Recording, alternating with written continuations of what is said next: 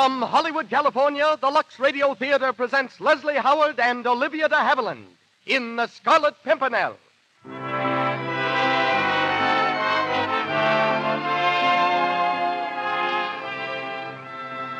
Lux presents Hollywood, the Robin Hood of the Reign of Terror. That was the Scarlet Pimpernel, whose daring defiance, whose colorful romance we bring you tonight with Leslie Howard and Olivia de Havilland. Madame Hilda Grenier, formerly royal dresser to Queen Mary of England, is our special guest, while our music is conducted by Louis Silvers. Before our producer takes over the program, let me remind you that Lux helps you get longer wear out of your stockings. It helps them stay nice and elastic, so they give under strain instead of popping runs. Yes, Lux cuts way down on runs. So give your stockings regular Lux care. Buy Lux Flakes in the large size box for greater economy. Our producer takes over the program. Ladies and gentlemen, Mr. Cecil B. DeMille.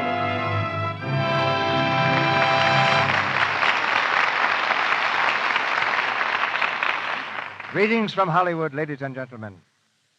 They call it the poor man's weather glass, this little crimson flower that lends a splash of color to English waysides and closes up its petals in warning whenever there's a storm approaching. They also call it the Scarlet Pimpernel. And by the mark of this flower only, the mysterious hero of our play, Sir Percy Blakeney, signed his daring exploits. As a play, the Scarlet Pimpernel was performed over 5,000 times, and it's perhaps the most popular screen characterization of the celebrated star who reenacts the title role for Lux listeners tonight, Mr. Leslie Howard. All the acclaim the stage and screen can bring a star has been won by Mr. Howard.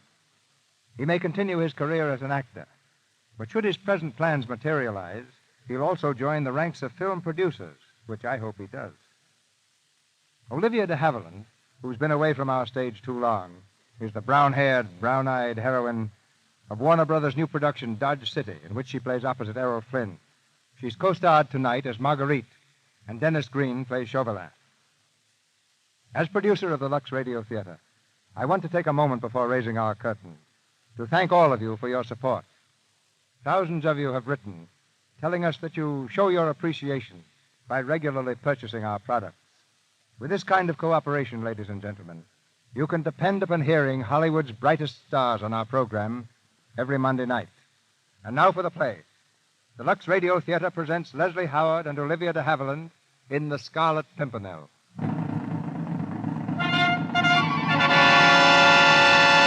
Paris, in the year 1793.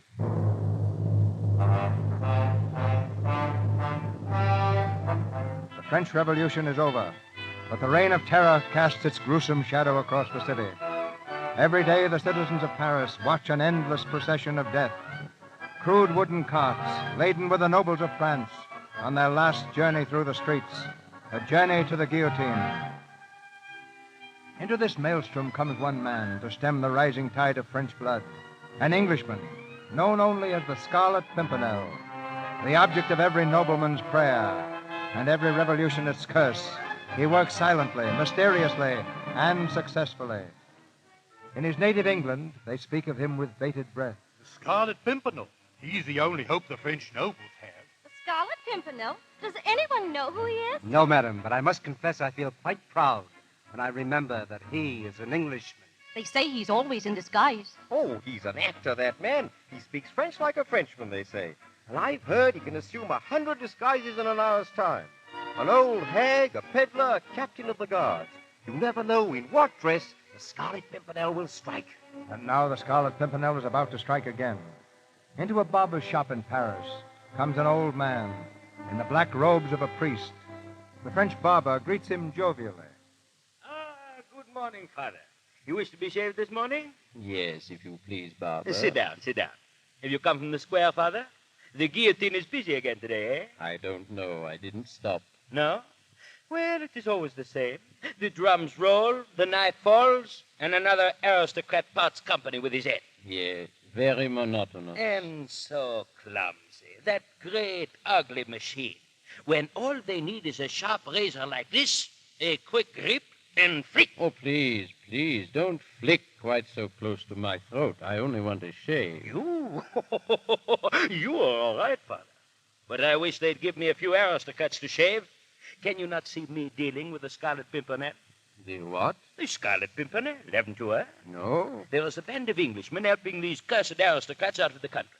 Their chief is the only man who ever cheated Madame Guillotine. He is known by the title of the Scarlet Pimpernel. And who is he? Ah, that is the mystery. The mystery, of course, yes. But there will be heads falling today in spite of him. Some very famous heads, Father. Yes? We checked off the names last night. The Duc de Tours, the Comte de Terray, de Nijon, the Comte de Tournay and his wife and daughter. The Tournay? Are you sure, the Tournay? But certainly, I'm sure. They were taken to prison over a month ago. Why, Father? You are not a friend of theirs?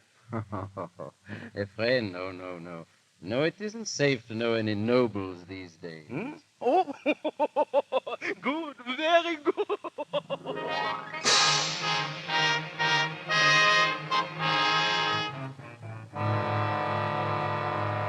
You wish to see the former Comte de Tournay, is that so, Father? Yes, if you don't mind. Very well, Father. They haven't long now. You'll find the former Comte de Tournay in that room over there. Thank you.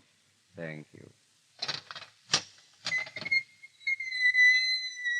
Good morning. Are you the Comte de Tournay? Yes.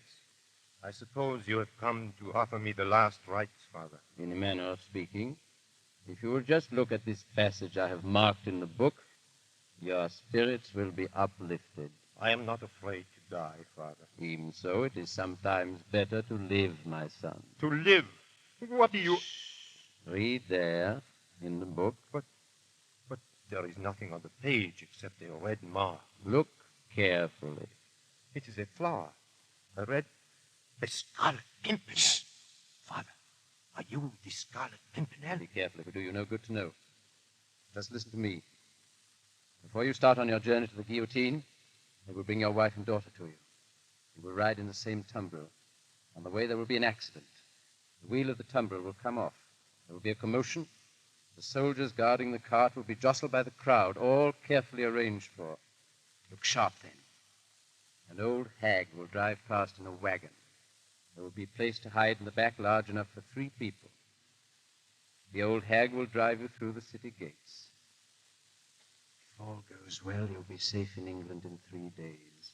God bless you, whoever you are. God bless you.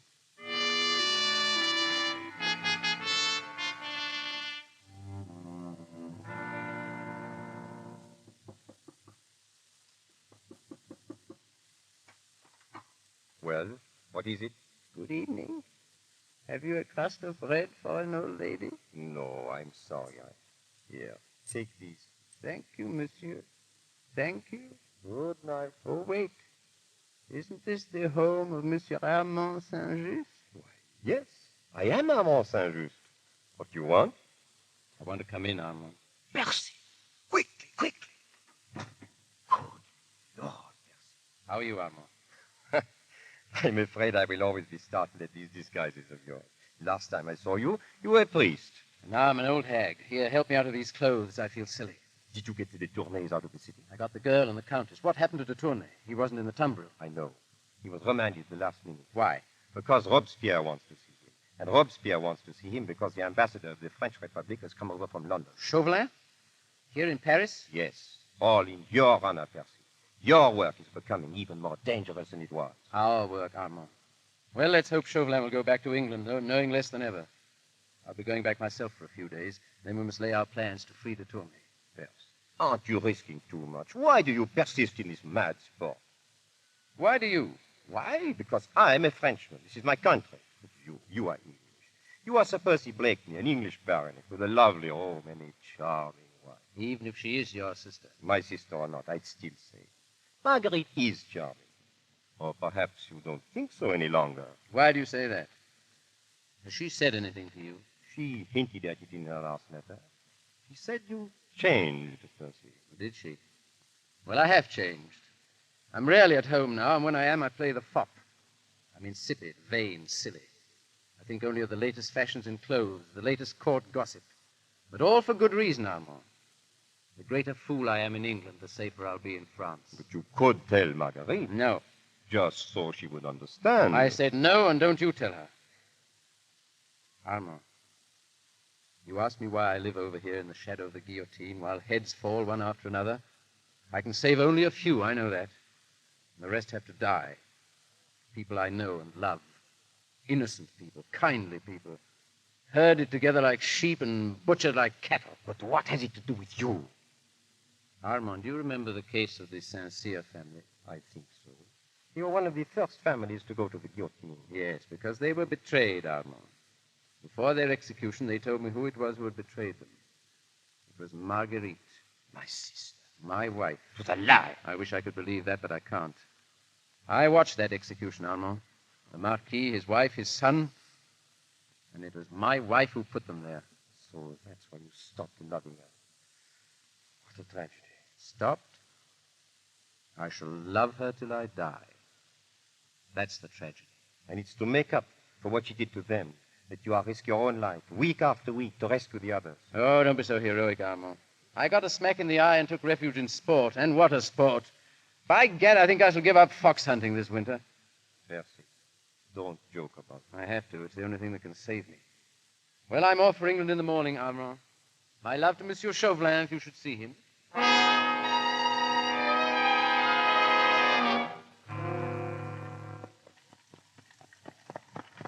Gad, Percy, but it's good to have you at home again. So far, so good, folks. I've still got my head. You should hear them talk about you in London.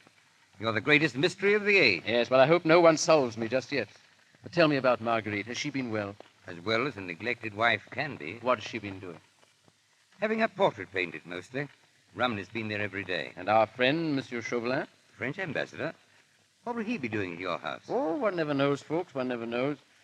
Well, England again. I shall have to become the fop once more. The London dandy, who has been at Bath for the past 10 days taking the cure. And sink me, I'm not cured yet. I shall have to go back to Bath again.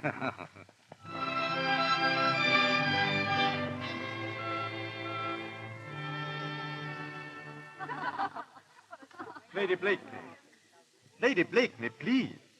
I can't paint you unless you sit quite still. I'm sorry, Mr. Romney, but we were just talking of this man they call the Scarlet Pimpernel. Oh. He must be quite wonderful, Marguerite. So they say. But it's maddening to think that somewhere there is a man as marvelous as that, and we never see him.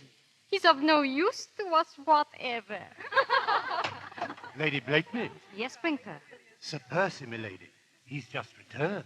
Percy. Good day, ladies. So Percy, charmed to so see you here. Have you been taking good care of my lovely wife, your servant, ladies? Marguerite, my dear, your slave.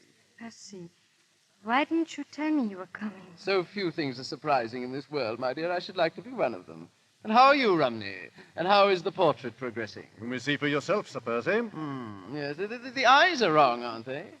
And is the nose all right? You know, I rather think you've missed the mouth altogether. Yes, you have, Rumney. Otherwise, of course, it's the image of her. I think that will be enough for today. Poor Mr. Romney. You're tired, and so am I. Tired. Zoons, I too. You know, dear ladies, I've just been to Bath to be cured of the fatigue. And now I'm so fatigued by the cure that I really think I shall have to go back to Bath again to be cured of the fatigue. Marguerite, my dear, we must be going. Yes, goodbye, Goodbye, my dear. goodbye. Goodbye. Your servant, ladies, your servant. Well, Percy, what do you think of my portrait? It's clever. But there's something lacking. What? I don't know. There's a look in the eyes. He's lost it. Perhaps I've lost it.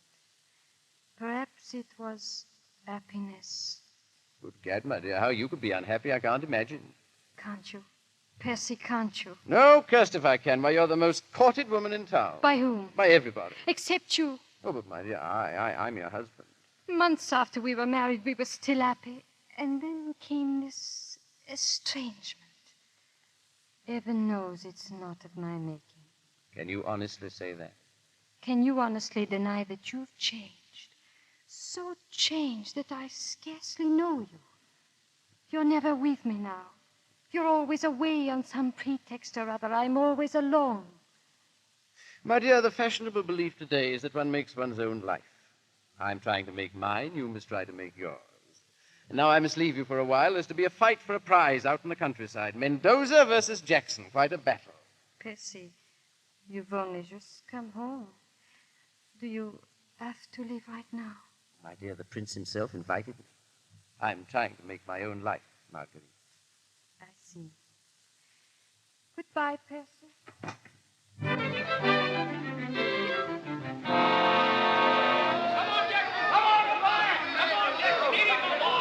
Mendoza's groggy. He's done for. Don't Percy. you believe it, Your Highness? He's foxing. You wait until the 30th round. I'll wager 100 guineas he won't last 2 more rounds. Done. Come on, Mendoza. Come on, Jackson. Percy, Fulks, sit down. Percy, I've got to speak to you at once. Pardon me, Your Highness. Well, Fulks? Percy, it's Chauvelin. He's returned to England. Chauvelin? Where is he? He's...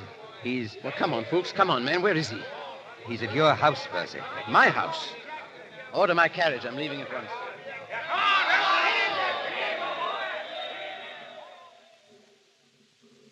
I would advise you to tell me, Lady Blakeney. You are French. You know these nobles who have escaped. You must know who it was who helped them. I'm sorry, Monsieur Chauvelin, but I don't know. And even if I did, I wouldn't tell you. You tricked me once into giving you information about the Marquis de Saint-Cyr, and I shall never forgive myself. I'm sick of this sentimental twaddle about the poor, persecuted aristocrats. Have you forgotten what they did to the defenseless peasantry for centuries? What this very Saint-Cyr did to you? No, I have not. But I'm no spy. Then that is your last word? Absolutely. I wonder. Oh, by the way, how is your brother, Armand? He is very well, I hope. I hope so, too. But yesterday he was arrested. Arrested? At Boulogne. What for? As a traitor to his country. Traitor? Oh, you're lying, Chauvelin, trying to trick me again. I have the proof of his guilt in my pocket. A note he once wrote to the Scarlet Pimpernel. This scrap of paper will certainly send your brother to the guillotine. Unless, of course, you care to redeem it. Bring me the name of the Pimpernel, and this is yours. But even if I wanted to, I don't know it. Find it. How can I, if you can't with an army of spies? Because you go everywhere and know everyone in his circle. That much I do know. And this also, that he will be among the guests tomorrow night at the Grenville Ball. So will half the world. The thing's impossible. To a clever woman whose brother's life is at stake, nothing's impossible. Well, do you swear to give me that paper? the moment I catch the Scarlet Pimpernel.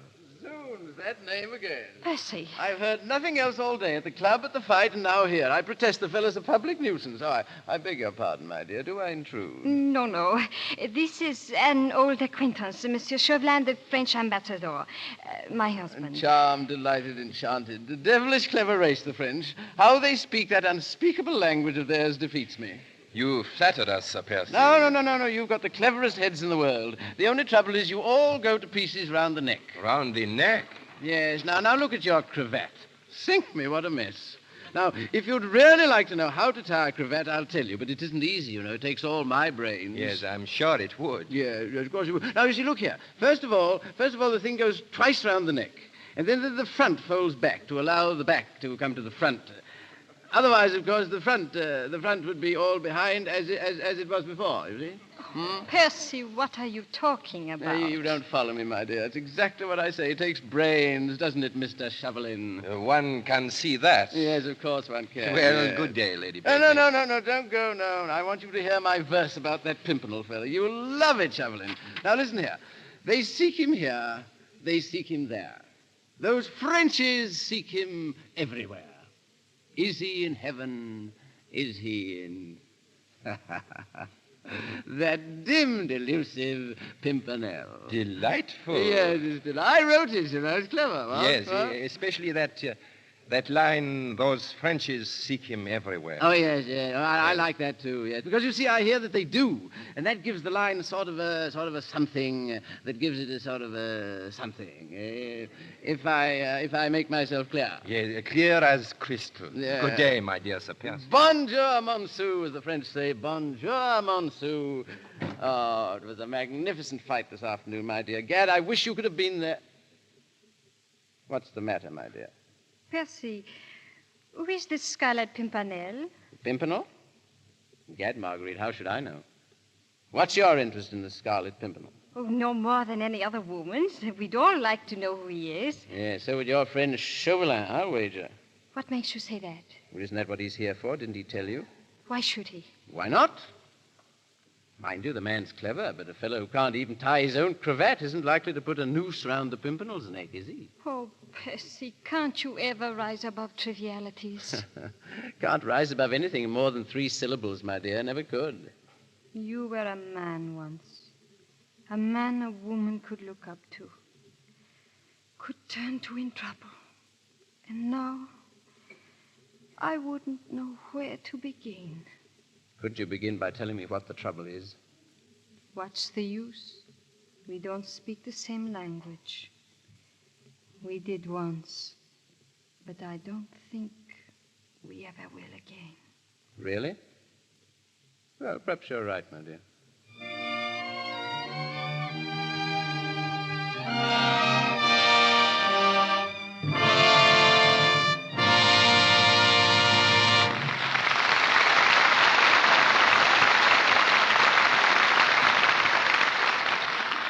You have just heard Act One of The Scarlet Pimpernel, starring Leslie Howard and Olivia de Havilland. During our brief intermission, let's see what the Brownings are doing. Jingle bells, jingle all the way. Oh, what fun it is to ride in one horse open sleigh. Christmas spirit. That's Midge and Dot and 10-year-old Bobby practicing for the community sing. And here comes Mother, home from a shopping tour. Hello, youngsters. Hiya, Santa Claus. Whoopee, look at the packages. Ooh, what a day. Here's your ribbon and wrapping paper, Midge. Thanks, Mother. And did you get the, Yes, here it is, Midge. Zowie, what's that? Now, Bobby, no fair peeking. Well, gee, can't I just feel it? Nix, you keep away. Mother, did you get the stockings? Yes, here they are, Dot. Who are they for, Dot? Mary Lou. She's always running out of them. Running out is right. Gosh, did she pop a runner in chemistry today? Gee, it's something awful, the runs she gets. And snaky scenes, too. I'm a snake wriggling through the grass. Oh, Bobby. Oh, I know. Why, what? Why, look, Dot, you could wrap a box of Lux Flakes in with Mary Lou's stocking. Oh, I bet she'd love to know about Lux. I'm sure she would, dear. Lux cuts way down on runs. Gee, and we could write a little card like this. Lux these stockings, fine and sheer, to help cut down on runs, old dear. Well, I think that's swell. Now, that was mighty helpful of Midge, thinking of Lux Flakes for Mary Lou. In a month's time, I bet Mary Lou will be very grateful to Midge, for she'll be glad to get the special help Lux Flakes gives. You see, Lux saves the elasticity in stockings, so they give under strain instead of breaking into runs so often. If you haven't tried Lux for your own stockings, you'll find it's great, the way it cuts down on runs and helps stockings wear longer and fit better. Buy Lux Flakes tomorrow in the large size package for extra thrift. Now, Mr. DeMille and Act Two of our play. We continue with The Scarlet Pimpernel, starring Leslie Howard and Olivia de Havilland.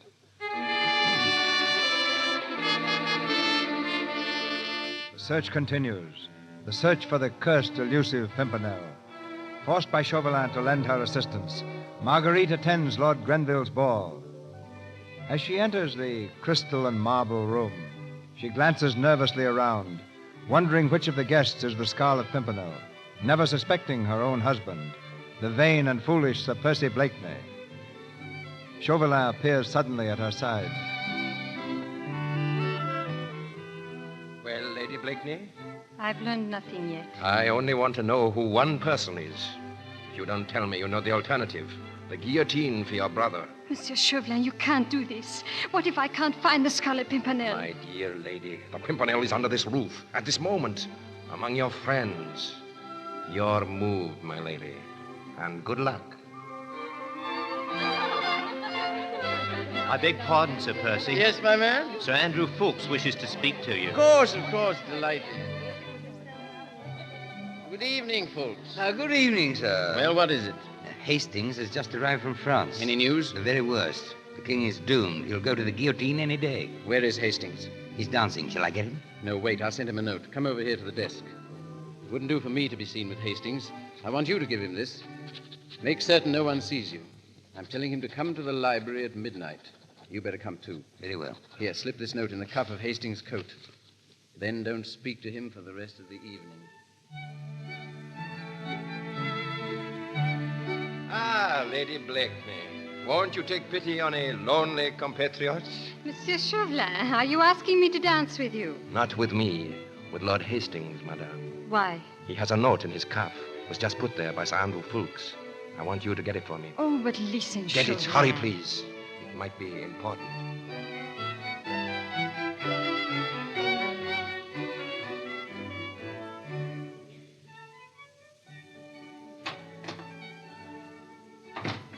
Come in, please. Well, Lady Blakeney, did you get that note from Hastings? No, You didn't? I couldn't. I think he suspected me. I pretended to turn my ankle. He helped me upstairs, and then while I was sitting there, he read the note and burned it. Then he left. He burned the note? Yes, but not entirely. Some of the pieces were left. The note began... Go on, quickly. It said, "Start tomorrow myself," and the last sentence was, "Will be in the library at midnight." Thank you, Lady Blakeney. And now, if your labors have tired you, you are quite at liberty to go home. Thank you.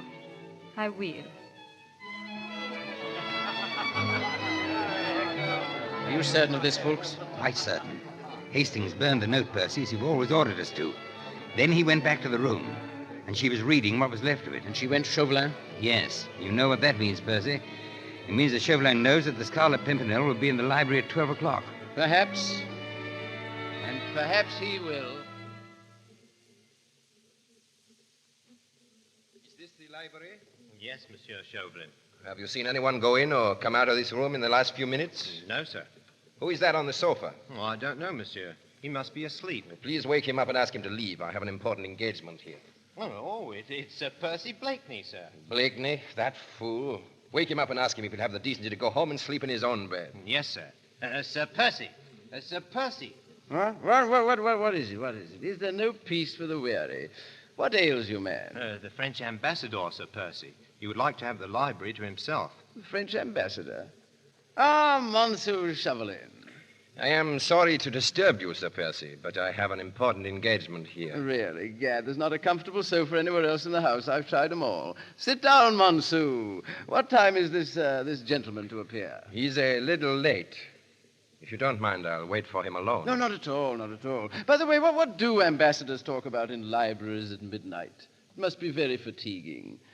Are you afraid England is going to declare war on France? That does not concern me at the moment. Is that so? Your revolution now. Now, there's a great bore. How's it going? Do you think you'll win? We have won, sir. Oh, you have, I see. Yes. Have I been asleep that long?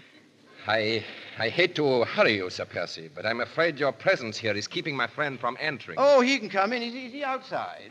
Oh, come in, do, sir. Please don't stand on ceremony. I hardly think that will persuade him. Ah, this must be a very secret meeting. I have it. I'll wager you're expecting that Scarlet Pimpernel. Is that it? Sir Percy, you're becoming insufferable. Oh, Monsieur Chauvelin, you would not deprive me. Let me hide behind a curtain. Anything. Just let me be the first in London to glimpse that mystery man. Well, I'll be the most popular man at the club. It is too late now. He has been warned. Oh, then I shall miss him. Oh, sink me. Well, good night, Monsieur. Better luck next time. Good night.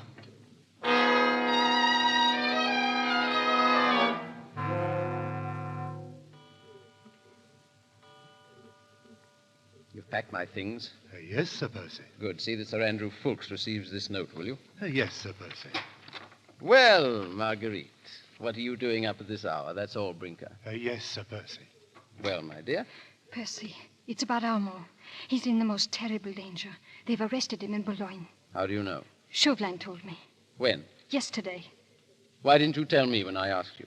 Well, I don't know. He threatened me. Why are you telling me now? Because I thought you might do something for Armand. You have influence at court. Didn't you ask your friend Chauvelin for help? He promised me that, but I don't trust him. He promised you the life of your brother. What did you give him in exchange? What? Oh, Percy, what has happened to you? Why do you hate me? Why did you denounce the Marquis de Saint-Cyr? Oh, so that's it. Why did you never ask me what the Marquis de Saint-Cyr did to me? You didn't even know him. No, I didn't even know him. But I knew his son. I was only 17 when he asked me to marry him. His father heard about it and had me arrested and sent to Saint-Lazare. Do you know what Saint-Lazare is? Do you know the sort of women that are sent there? I would have killed myself only... Only what? The revolution came, the 14th of July, and I was free. Free to denounce the Marquis. Free to send 2 innocent people to the guillotine. It was your information, wasn't it? Yes, it was. And yet, I still ask myself, am I really guilty of their death? The Marquis plotted with Austria. I told a friend, a man whom I thought a friend. He denounced him. The terror did the rest. Who was that friend? Chauvelin? Yes. He promised you your brother's life. What price did you pay for it? What price did you pay for it? A horrible one. I betrayed the Scarlet Pimpernel. How? Fuchs gave a scrap of paper to Lord Hastings. I read it and told Chauvelin that the Pimpernel would be in the library at midnight. Oh, what am I to do, Percy? How can I warn him? Warn him? Against what? Against the danger that threatens him if he goes back to France. My dear, if he's the kind of lunatic I take him to be, your warning won't help him. But he might be going to his death. Well, that's all the fellow lives for. Besides, he doesn't know that you're in love with him. In love with him? I admire his heroism, but I don't love him. Oh, but you do, only you don't know it. Oh. I didn't know it myself until a moment ago. You know, it's a dangerous game, falling in love with a phantom, my dear. For all you know, he may be a married man who's deeply in love with his wife. Never. Why not? Would any man who is in love with his wife leave her continually to face death? Would you? Me? Marguerite, I...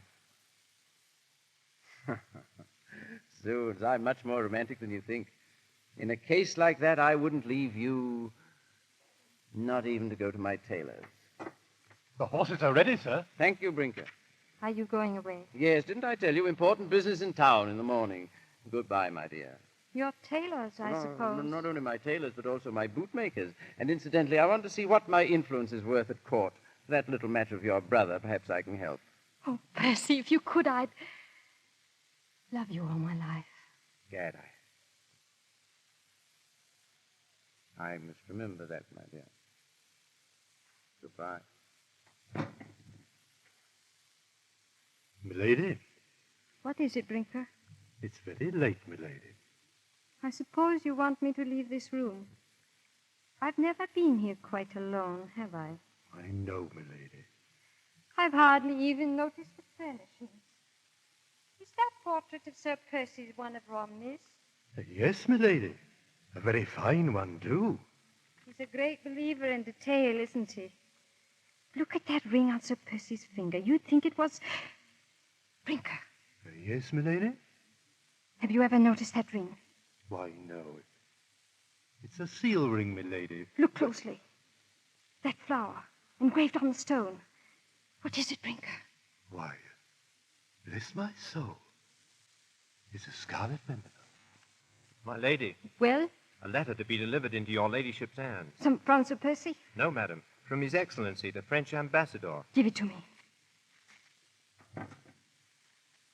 Milady, I have at last discovered the identity of the Scarlet Pimpernel. I hope to catch him tomorrow, and true to my word... Brinker! Yes, milady? Order my carriage at once. I must see Sir Andrew Fuchs.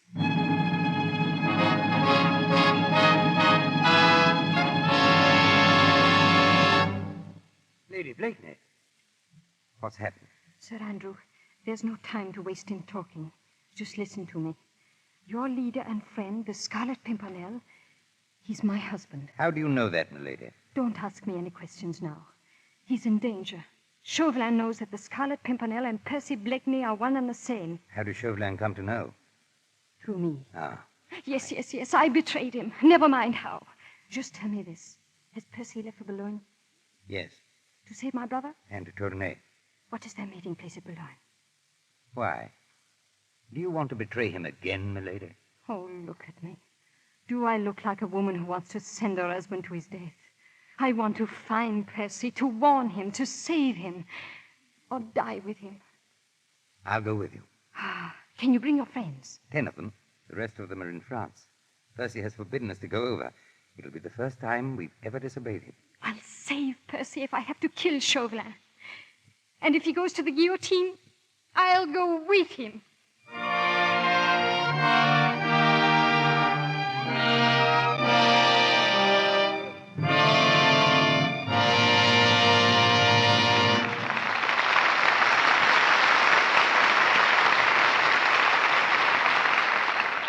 We pause for station identification. This is the Columbia Broadcasting System.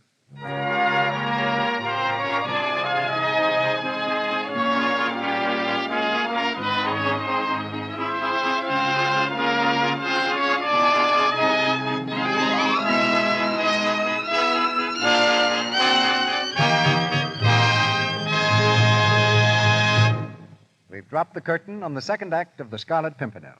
It goes up again shortly when Leslie Howard and Olivia de Havilland bring us Act 3.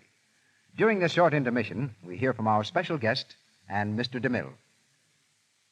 In addition to being foremost authority on the period of tonight's play, Madame Hilda Grenier, like our drama, has been intimately concerned with English nobility all her life. For many years, she had the title of Royal Dresser to Queen Mary and has been on duty at every imaginable royal function from baptisms to coronations. Her background makes her one of Hollywood's most valued technical advisors. If there's a more proper introduction for an ex-royal dresser, Madame Grenier, please enlighten us. It was infinitely better, Mr. DeMille, than my first introduction to royalty. Princess Charlotte of Germany had granted me an interview. Entering her salon, I tripped on a rug and went flying along the highly polished floor like a sailboat in the wind. When I dared to open my eyes, there I was at the feet of the princess. She laughed, picked me up, gave me my first lesson in poise.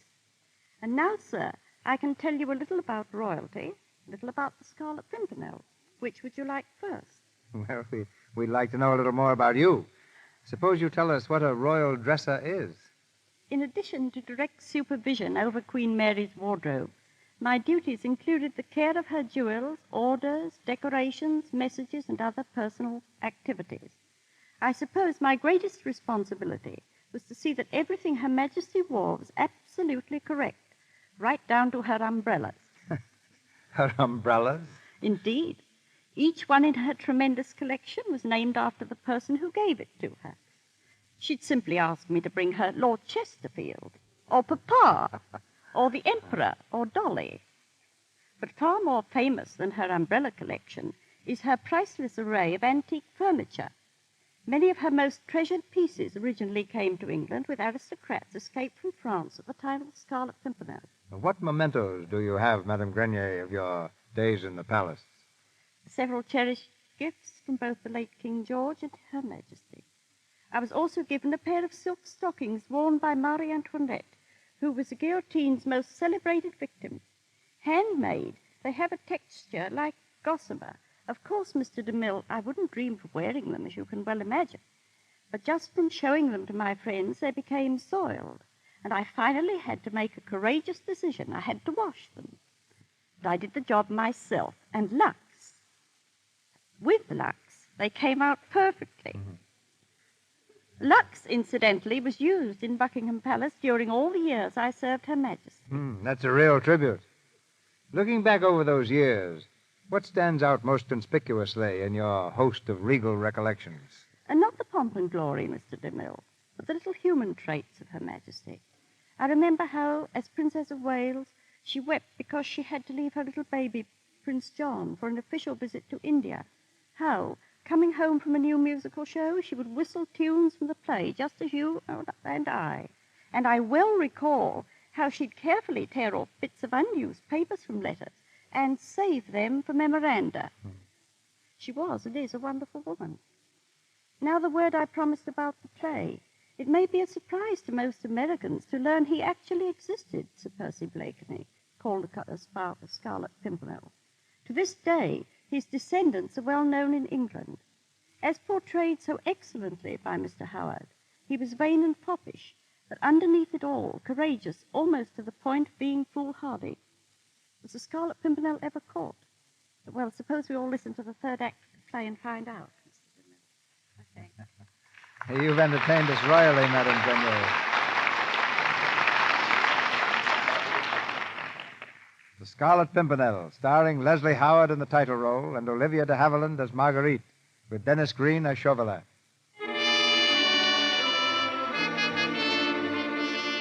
Armed with the knowledge that her husband is the Scarlet Pimpernel, Marguerite takes ship for France to be with him in his hour of danger. With Sir Andrew Fuchs, she stands on deck as their boat plows its way across the English Channel. Just ahead lies the coast of France, a few flickering lights in the darkness. You'd better go below, Lady Blakeney. We'll be coming in soon. What was the name of that inn, the one you told me of? The Lion d'Or. Sir Percy's headquarters on this coast. And he'll be there at 10 o'clock. You're certain? If all goes well, he'll be there. But Chauvelin knows that Percy is the Pimpernel. What if he goes there, too? We can only hope that he won't. If Percy can escape this time, he'll never go back again. Never again. If he can free de Tournay and Armand, his mission is over. His mission that I drove him to. Sir Andrew, will we be there in time? I think so. Ah, there are the lights now. Lights? Yes, the signal. You see the window of that house off there to the left? That's the Lion d'Or. See the light swinging back and forth? That means it's safe. Up and down means danger. You want to turn back now? I can't go with you, Lady Blakeney. Don't worry. I shall be all right. He has been risking his life every day for me. I can risk mine once for him.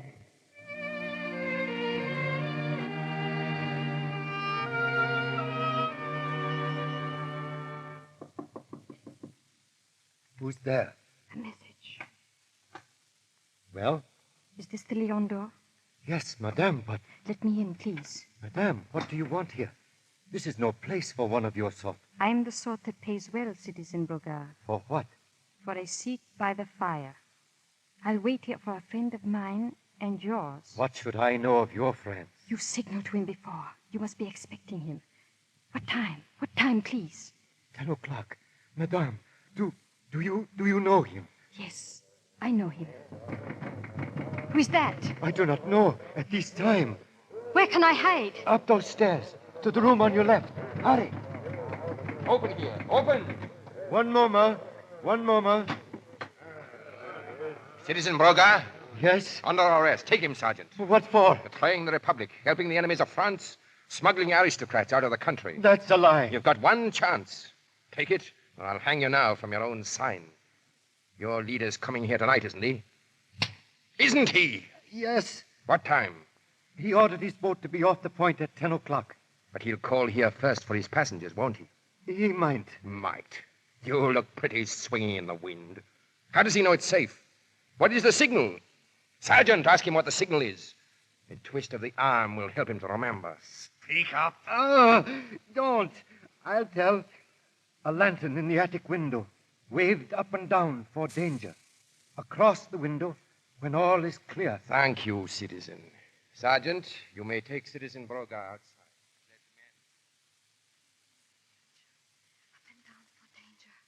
Oh, God, let him see the signal. Let him see it. Up and... Put down that light, Lady Blakeney. Chauvelin. We meet again. Permit me, madame, but you were giving the signals incorrectly. Up and down means danger. That will drive the Pimpernel away.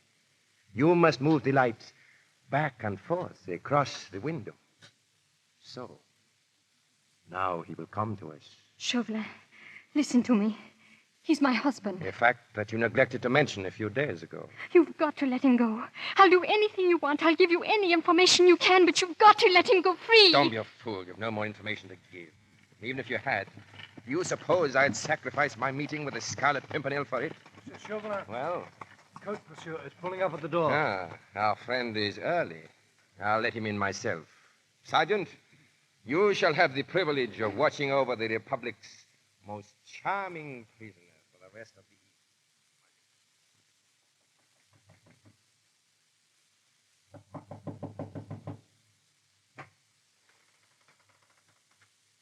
the Brogard.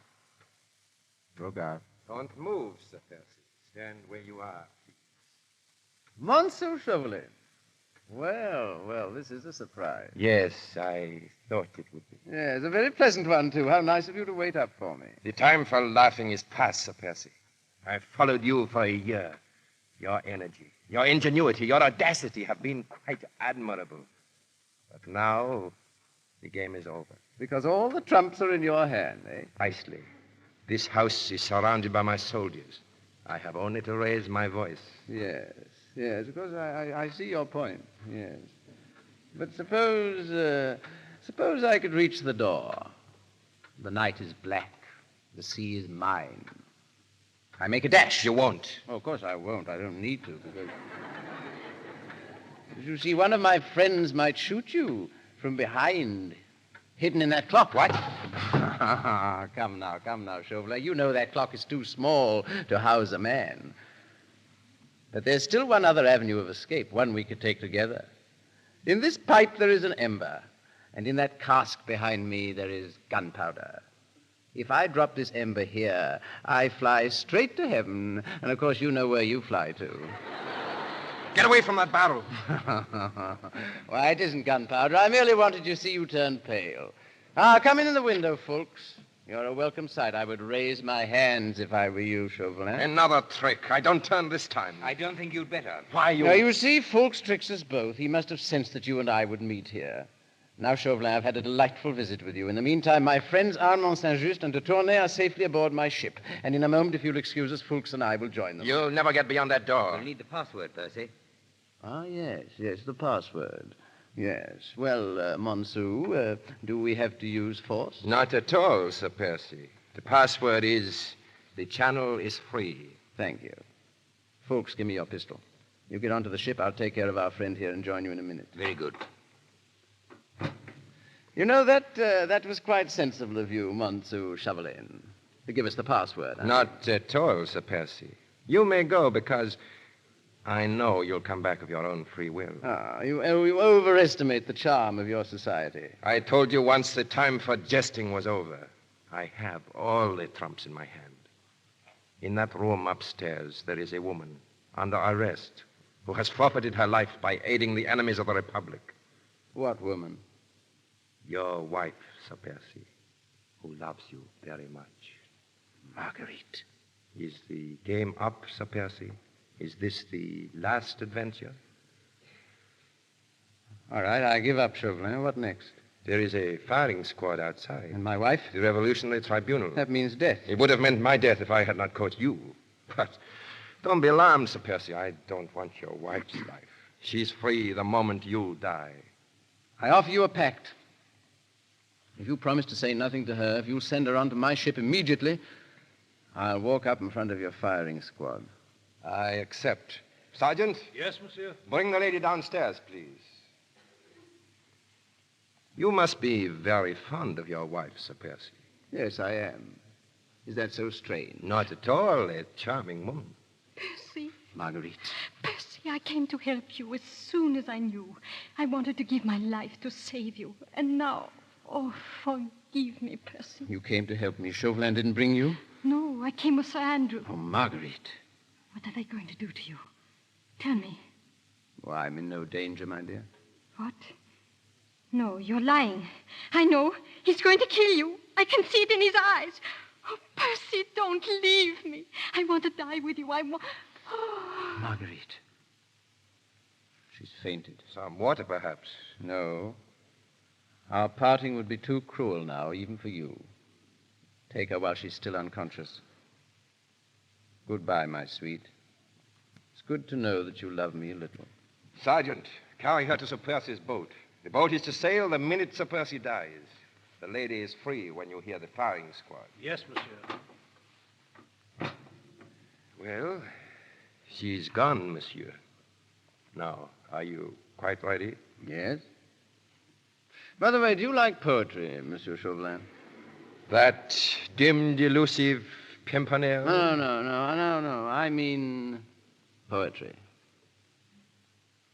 This other Eden, demi-paradise, this fortress built by nature for herself against infection and the hand of war, this happy breed of men, this little world, this precious stone set in the silver sea, this blessed plot, this earth, this realm, this England.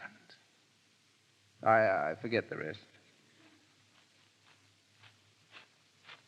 Firing party. Hook. Round muck.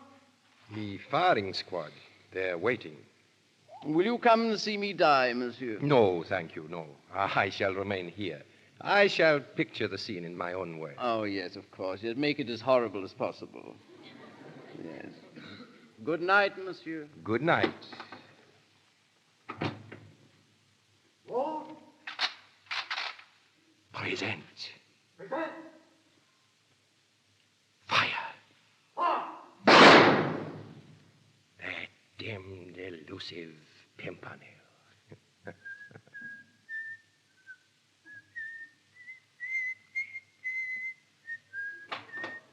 I'm so sorry, monsieur. Blakeney!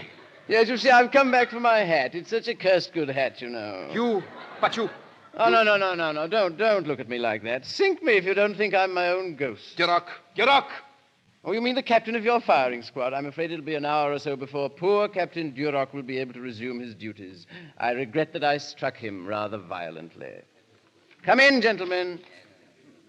This is my firing squad. Allow me to present Sir Andrew Fulks, Lord Hastings, Lord Belville, and all the rest of them. But, of course, you know all about them. Your firing squad? Yes, you see, those men you hired, excellent men, all of them, but oddly enough, they can't resist a drink of wine. Oh, they'll recover. It was just a mild drug, you know. But for the moment, they're all sleeping very soundly. And now, since the volley of shots has freed Lady Blakeney, I must make haste to join her. Good night. By heaven, Chauvelin. You know, I think a cooling off is what you need.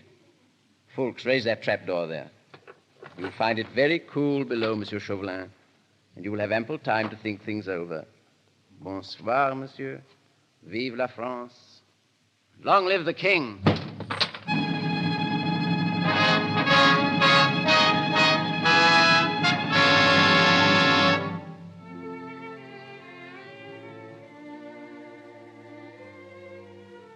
Percy, you're here. They told me. Yes. Marguerite, my darling, I'm here. We're on our way to England. That's all you have to know. Are we free now? Really free? I'm free, my sweet. But you know, Chauvelin said that you would not be free until the moment I die. Darling. And I won't let it be a moment sooner.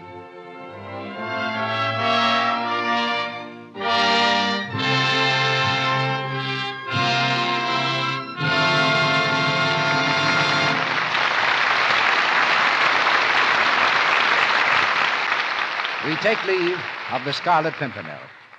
You know, hearing the Brownings get all excited over Christmas reminds me of something, and I'd like to tell you about it before Mr. DeMille comes back with our stars. I want to tell you a very snappy way to trim your Christmas tree.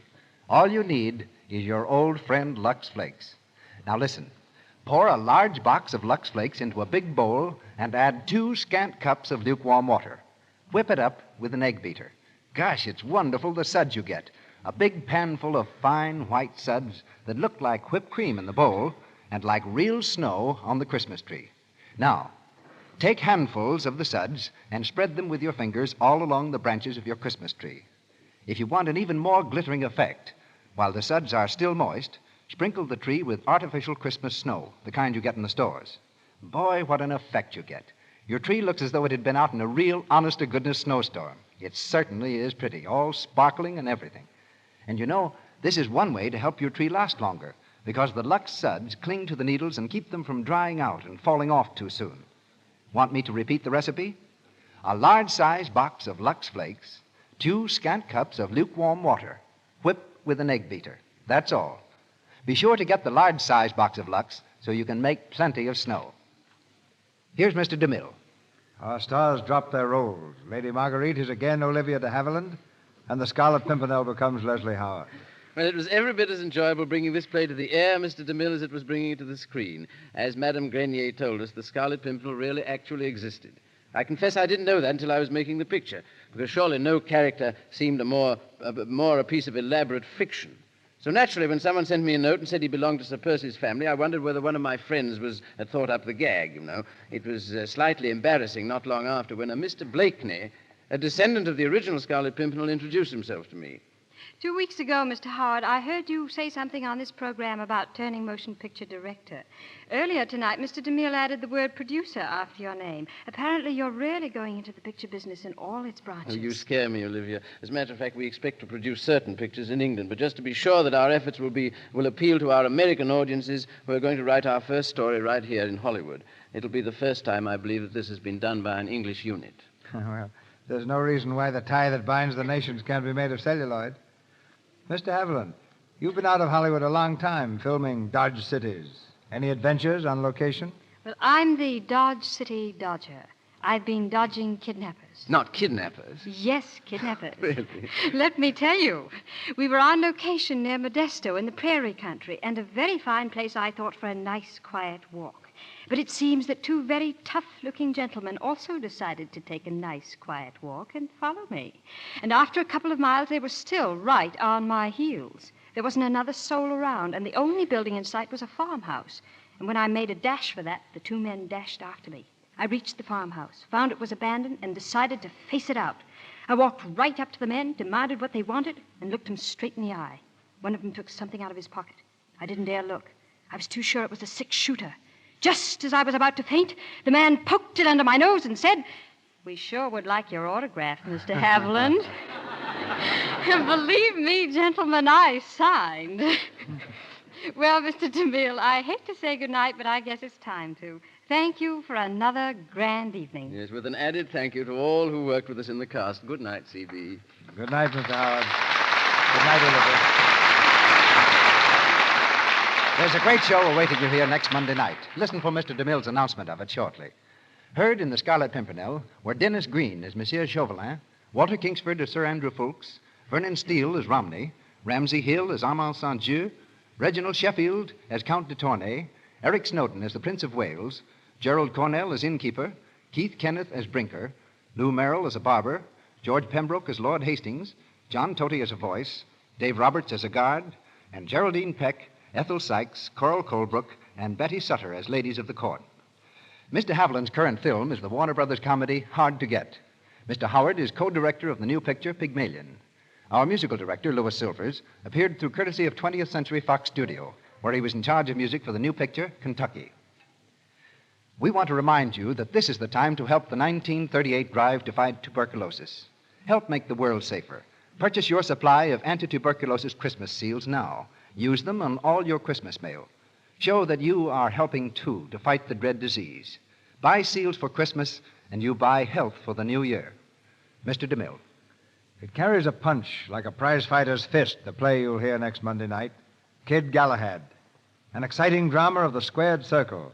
It's the story of a manager, the boy he picks to win the title, and the women who love this naive thunderbolt called Kid Galahad.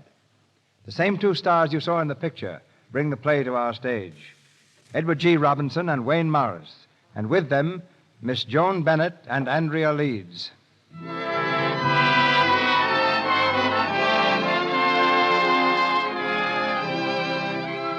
Our sponsors, the makers of Lux Flakes, join me in inviting you to be with us again next Monday night when the Lux Radio Theater presents Kid Galahad, starring Edward G. Robinson and Joan Bennett, with Wayne Morris and Andrea Leeds. And as the evening's special guest, the former heavyweight champion of the world, Jack Dempsey. This is Cecil B. DeMille saying good night to you from Hollywood.